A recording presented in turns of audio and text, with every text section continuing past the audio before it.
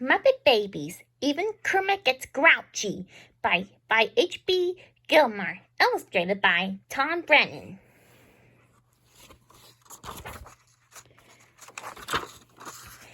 The Muppet Babies live in a nursery in a house on the street that is a lot like yours, but they can travel anywhere, anytime using a special power, the power of the imagination. Can you imagine what it would be like to go with them? Join the Muppet Babies on this adventure and find out.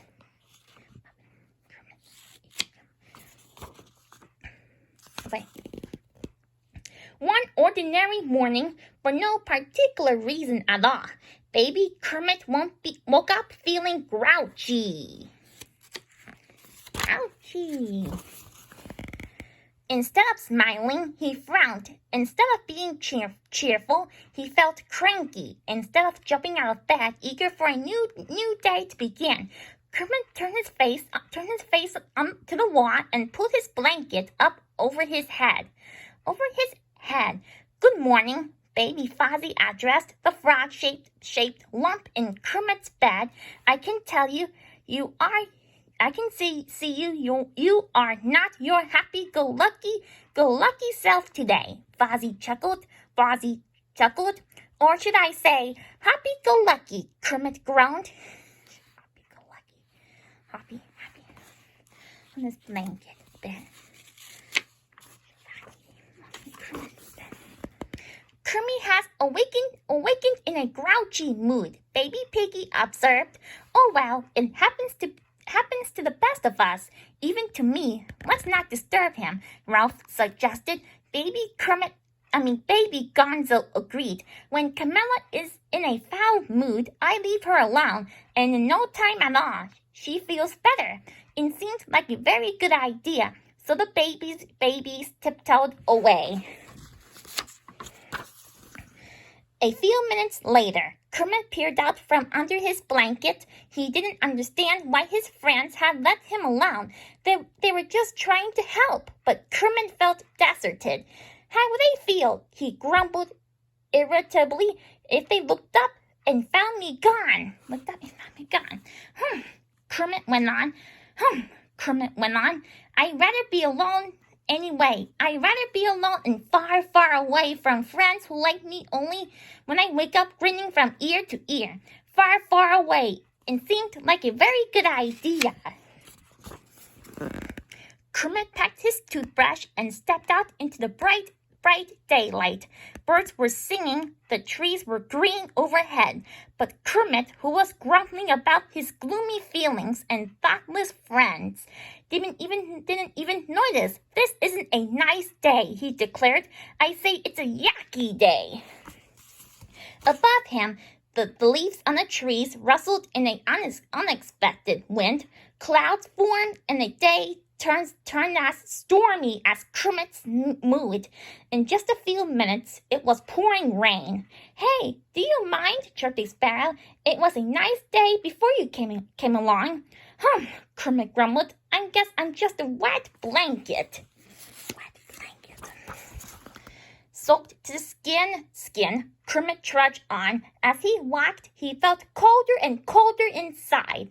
His friends had frozen him out. Or as he thought, well, 8 can play at that game as well as 7, Kermit declared frostily, as he stopped to remove the icicle that had formed on his nose. Kermit felt like throwing something. He wanted to throw something as hard as he could. So he reached down to pick up a smooth black stone. Do you mind? Yelped a polar bear. That's my nose you're trying to grab. Kermit said grumpily. Another cold shoulder.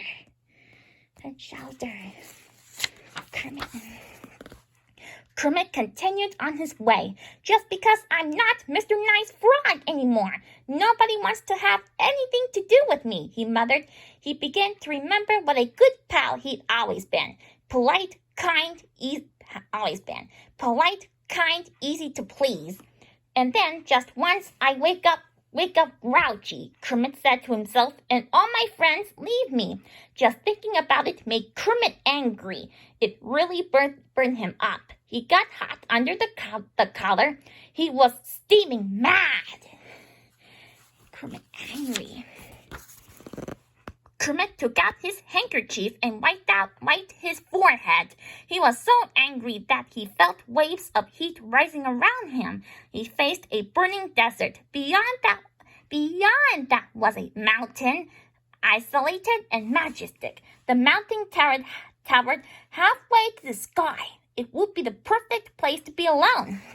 The sand beneath Kermit's feet was as hot as his temper. He hopped from dune to dune as quickly as he could. Suddenly, one of the dunes rose out of the sand.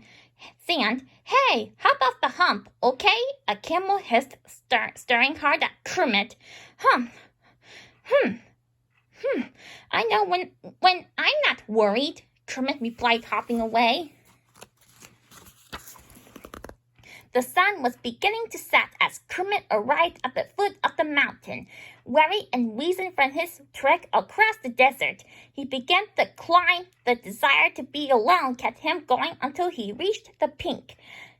Along that mast, shouted Kermit as night fell. Not so fast, bleated a bearded old mountain goat. You happen to be standing in my living room. Kermit declared. There's obviously not enough living room here for the two of us. I'll just have to find somewhere else to be alone. Kermit spied a moonbeam traveling up toward the stars. He stepped onto it, being careful to hold the handrail as Nanny had taught him. He took the moonbeam to the first meteor he found. There, in the stillness of space, he sat on his suitcase with his back to the world, a little lost frog in the universe, some saying in that mast alone.